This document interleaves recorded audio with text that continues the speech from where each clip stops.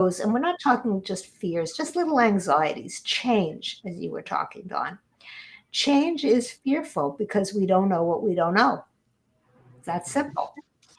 And then when we have those stories of what it's like to get older, as you were saying, Lance, you're thinking of your parents, you're thinking of your grandparents, you're thinking of all the people in your life that you know, and you're never thinking anything good. You're always thinking something negative, and you're thinking, I'm going to lose, and this is going to happen to me. When we look into the future is a scary place. It's like being in that jungle with all those animals. Lance, it's a scary place. We don't know. But what you do know is today. Today, I'm in a safe place. Today, I'm just looking. In Lance's case, I'm looking for a place for my next step, my next stage in life, which is going to be really comfortable because I trust the people around to make it comfortable for me. So there's an element of trust, and you have to trust yourself to make a decision. If you don't make a decision, you just made a decision. You made a decision not to make a decision. And so what will happen? Something will, but you won't be in control. And that is what happens for so many people. Life controls them rather than you taking the handle and you controlling your life. And even someone that is going through dementia, as you know, there are stages. It doesn't just happen. If you know and you get the diagnosis, you have the opportunity not to fight it, but to say, if this is going to happen, to step into the change, to be powerful. And no, nobody likes a negative diagnosis on anything, whether it's health, whether it's losing a job, whether it's a divorce. Nobody likes that. But if you avoid it, if you don't make the decisions, if you don't make choices, if you don't step into the plate, just remember the decisions will be made for you. And ultimately, something will happen. So face your fear. It's only a thought, and the thought has caused you all kinds of feelings that are not worth it. And if you just say these are just thoughts, analyze them, they're meaningless, and then move on and do what you have to do. It's the action that eliminates all fear. Once we take action, you say, wow, I don't believe it was so easy. But the big step is to take the action. Lance. Quality Yeah, I point. very, very good point. I kind of want to use my time to ask Beverly a question, if it's okay. Sure. Beverly, when does a fear become a phobia? Are the two connected? Yeah. Um, a phobia is something that is long lasting, yes. Mhm. And it transfers into other areas as well. A fear would be much more direct. I am afraid of dogs. Okay. It starts with one dog, and then the phobia becomes every dog and everything that maybe resembles a dog. And it could be small animals, and it could be all kinds of things. Now it can go into cats. You know what I mean? It just becomes all wildlife. You know what I mean? It becomes larger than life. Mhm. And so, yeah, to handle the fear before it gets over the top. Okay, because a phobia can become all empowering, like claustrophobia, where you can't even go out of the house, and it starts with a single thing, but it generalizes to so many. Yeah. Yeah, because we hear people, they'll say, "Well, I'm afraid of going to the doctor. I have a phobia of it." I don't know if they're necessarily using that expression correctly, or I if they're know. just using it loosely. So I was just curious because I know that's your area with psychology. If that fear doesn't get checked, if it will lead into phobia, and like what does It, that it look like? You know what I mean? It can. It could start with the dentist, Mhm. and then it could start with all white coats. Or it could be, as you said, they use the word flippantly without even realizing it's a phobia, Yeah. you know.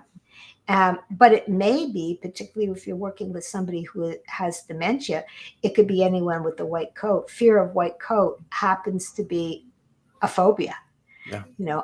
And then again, you'll also find people that saying if a doctor doesn't wear a white coat, he's not a doctor, so I can't trust him. So there's an issue with that as well. You Sure. know, Sure. Yeah. yeah. When we have families and, we have found, and I'm sure you'll appreciate this, Beverly, their family will say, well, we've tried to get mom to go to the doctor. We've tried to get mom to take a shower, whatever it is. And she just absolutely not under no conditions. But then after mom gets comfortable with our staff, all of a sudden Hmm. mom is agreeable to anything and everything. Exactly. And, we explain a lot of times she has that fear of giving up control to her kids because Hmm. maybe when she was little, she saw what happened to her mom or grandma. But then when you have a friendship relationship, you're more agreeable to doing things and kind of going along with the program rather than trying to block the program from happening.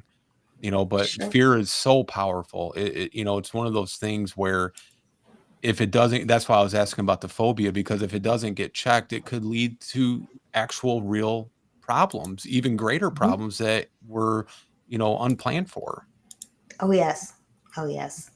But also, if it's an adult, okay, who is losing control, we can go back to there's this fear of losing control, Right. and that you don't want to express it in front of your children. And think about how humiliating it is that your child is saying, "When's the last time you had a shower?" It's you're protecting yourself, and you will fight that because you want your independence. And I don't think anyone can blame anyone at all for that. But if they come into an environment such as yours, they also want to present themselves well. Right. So if somebody's going to say, how come let's go and take a shower, it will be yes. So it's easier very often for a complete stranger to take control than for members of the family. And it's hard for the members of the family to let go of the control because that's a whole other story, Right. because it's their mother. So you're balancing both sides of the fence when you do that. But trust is the issue, really. And there's a lot of fear. Are they going to take care of my parents better than I am? Yeah. Who are we? We know more than they do. You know, they're just Absolutely. professionals, but we're family. All that Right. kind of thing goes in. Very And true. yeah, and that's everywhere. We're all fear-based. It's protectiveness, but when we ultimately let go and have to say, okay, I give it up. I'm letting these people take over my life. The fear of that is so huge. I'm losing my independence. I've been independent since I left my family of origin, and now here I am stepping into this. Very, very, very scary. And we should all understand that is the ultimate. However, the only person you can control is yourself. And that's why no matter what is going on, you do not have to allow all the external environment and everything control you. You want to choose to be happy, you choose happy. You want to choose to be fearful, I don't suggest it, but it's a choice because it's a thought and it comes with that feeling. So why do you choose to be fearful? Find out, step out of it, you know? And so, yeah, we have choices in everything. Take that choice to make a choice and step out of it, and you will not be fearful. You want to speak to professionals like Lance or myself or, anyone else, it doesn't matter. We're not judging you. you're judging you. And so don't hold yourself back. Fear is a huge motivator. It can push you to be better than you are because you want to be better and better so you can go after the fear so that you're not a failure in the eyes of your own world. And I say it again, your own world. Okay. Or you can also be held back and say, I can't, I don't want to, and stay in that comfort zone. And then you'll never know. And you'll always regret and you'll be bitter. And you'll look to other people and you'll say, well, you know, you're just not going to be a happy person. So go for it. Little Yeah. baby steps. Find what you need. Nobody's judging you. You're judging you. Yeah, these are excellent points. And what comes to mind, especially when we talk about fear and phobia, is experience, and sometimes your first experience has a longer lasting effect. You may eat something and all of a sudden it doesn't agree with you, and maybe eat it again and it agrees with you less. Pretty soon you're thinking, hey, I don't want to do that again. And it might have been a coincidence. It might have never been related to that, but now you connect the dots. It's kind of like Pavlovian, right? You get a stimulus and you have a response, and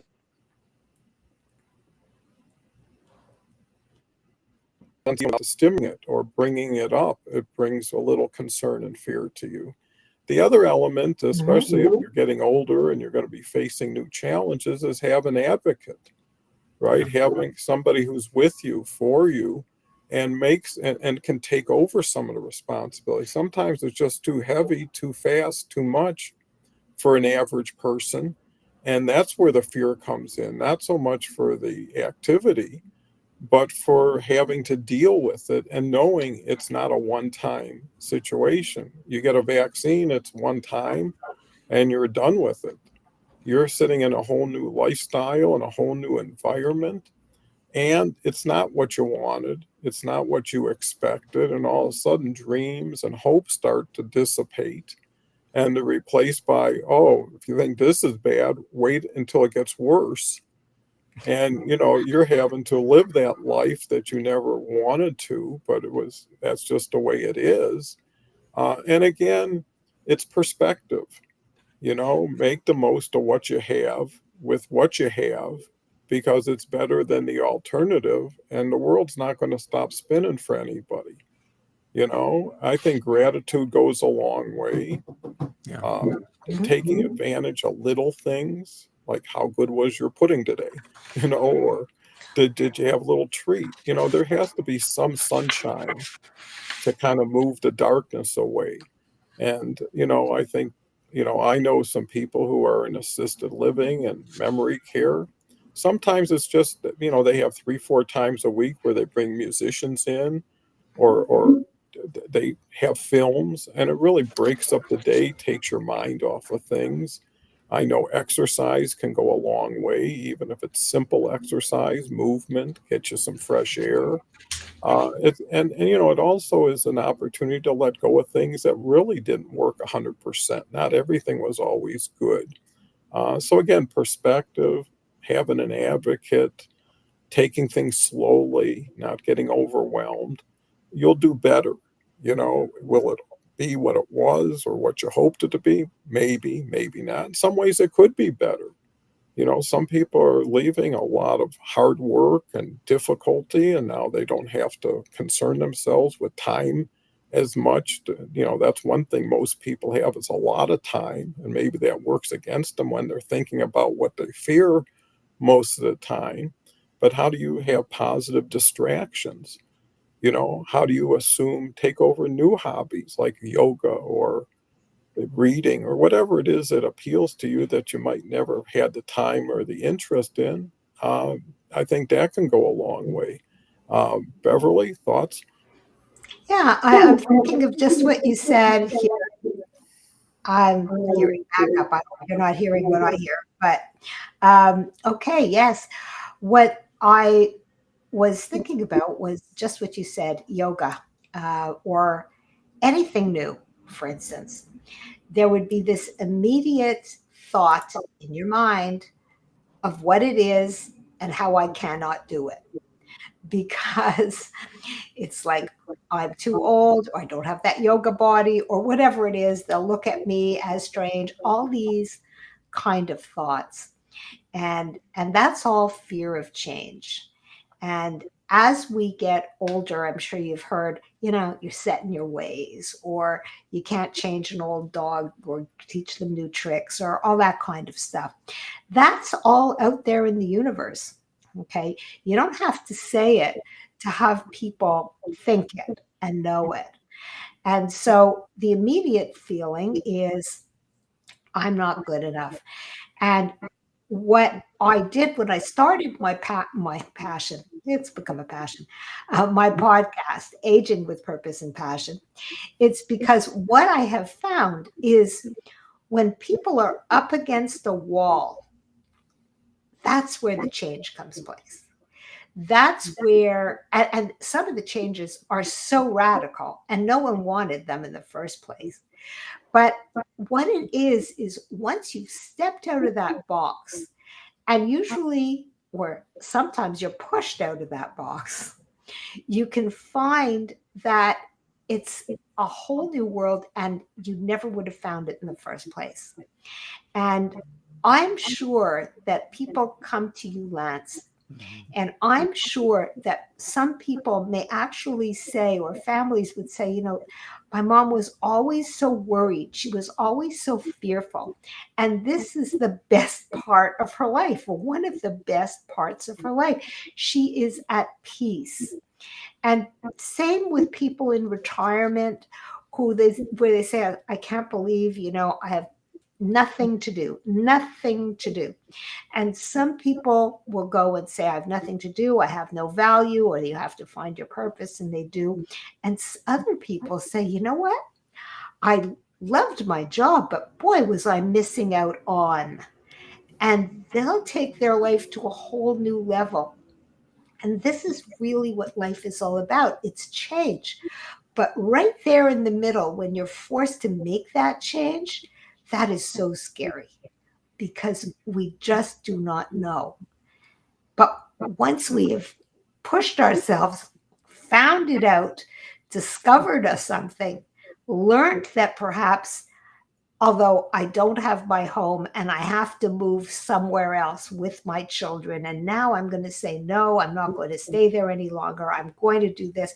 Whatever you do, when you're pushed to do it, it ends up being marvelous. And I'll say that again. It ends up being marvelous because you are continuing to grow. And it may not be what you wanted to do originally. It may not have been part of the plan. But if you don't look back and say, oh, I wish, I should, do all this negative stuff, and if you move forward, your fear of the unknown completely dissipates, and you will learn to love your new life. And that's the truth. May not have been as planned.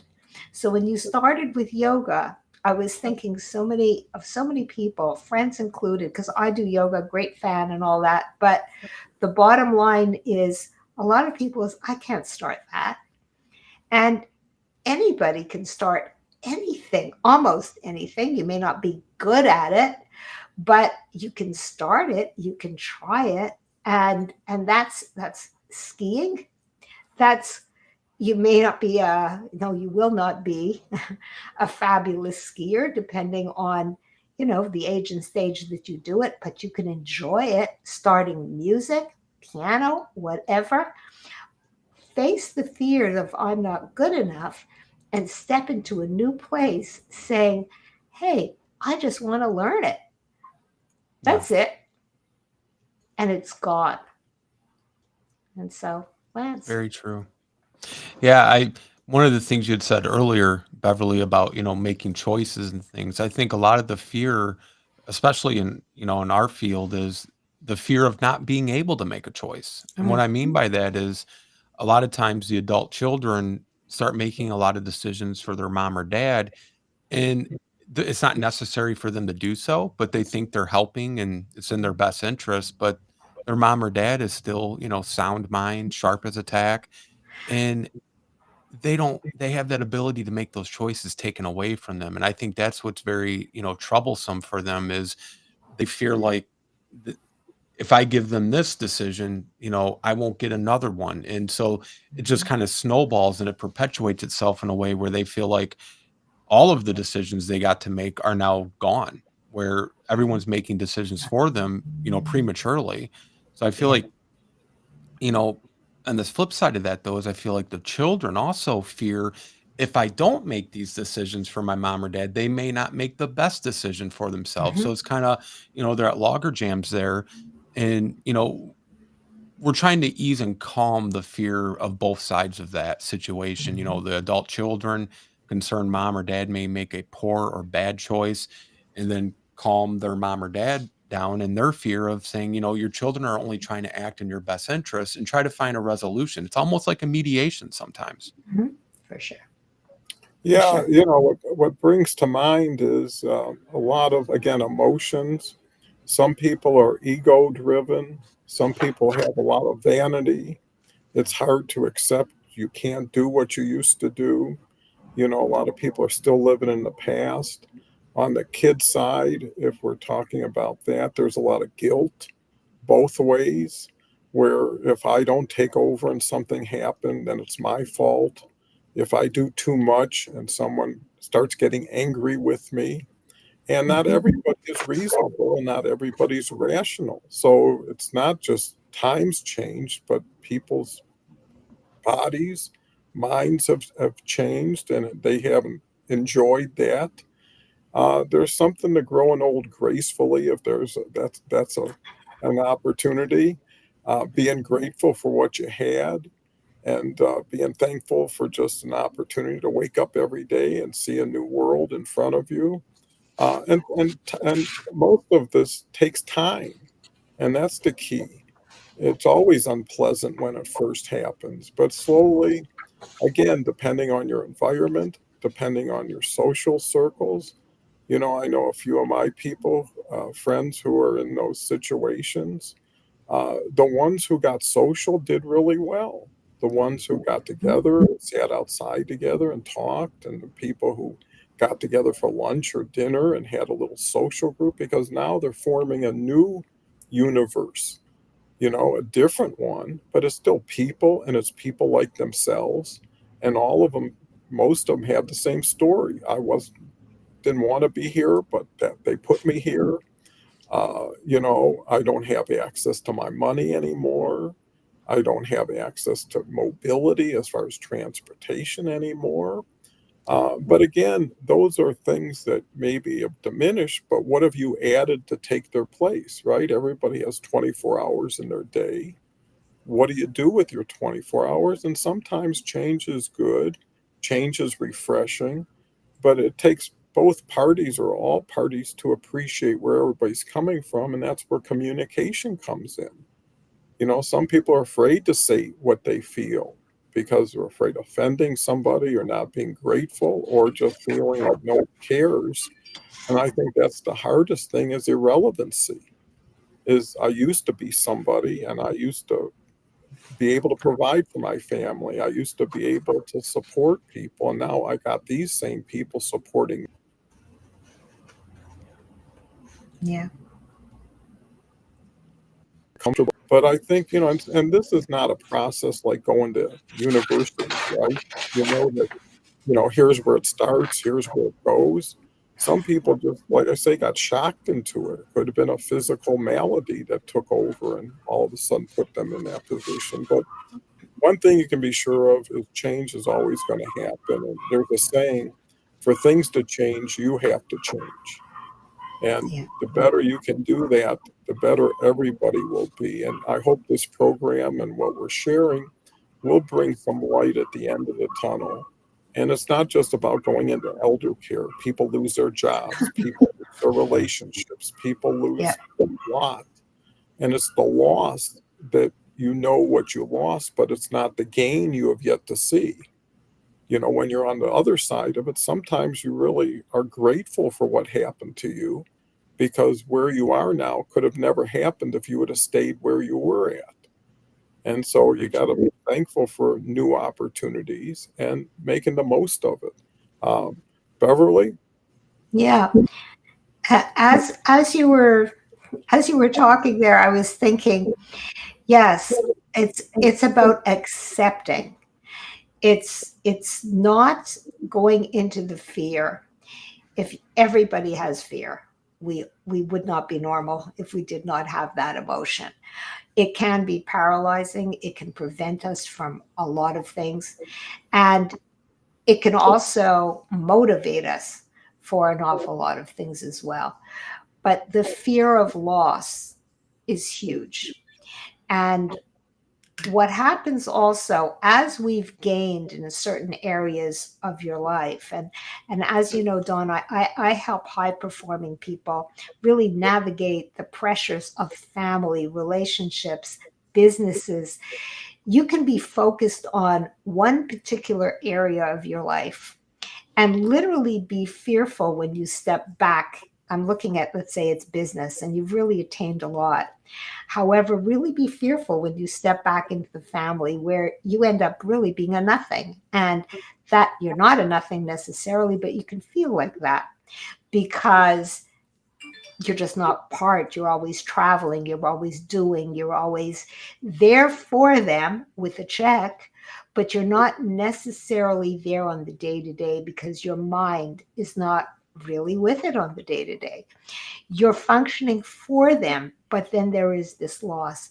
We have these fears that I cannot get this back, or I cannot be who I really want to be on so many different levels. And those fears prevent us from actually being who you want to be. And so when I'm talking about getting your life together, the fear of losing perhaps your I wouldn't say your business, but I would say there's an awful lot of prestige that goes along with what you're doing. And I'm thinking of C-suite executives, people who travel a lot, people who are really on top of their game. And then all of a sudden, I'm going back to and have to take care of mom, who happens to be in a home similar to, the homes that you run, Lance. And then they come in and they're trying to take control now of mom like they do of their businesses. And really what it is, it's a fear that they are losing control of mom when you think about it. Okay. Losing control that I have no control of mom. All these emotions that we have, which turn our personalities, by the way, to be these strong, powerful people who we really aren't. We really are vulnerable. And so, what we have to do is start reading our emotions. Our emotions tell us who we are. So, be honest with yourself. If you are afraid, hey, that's okay. Then it's like, why? And start reading it and going deeper and deeper and deeper. And maybe the fear of when I'm coming in like a bull in a china shop to speak to Lance, who's on top of his own game, and telling him what to do, maybe you can say, I'm really scared. My mom is going to die. Yeah. And I'm like a child here. So what you're doing is understanding where your fears are coming from.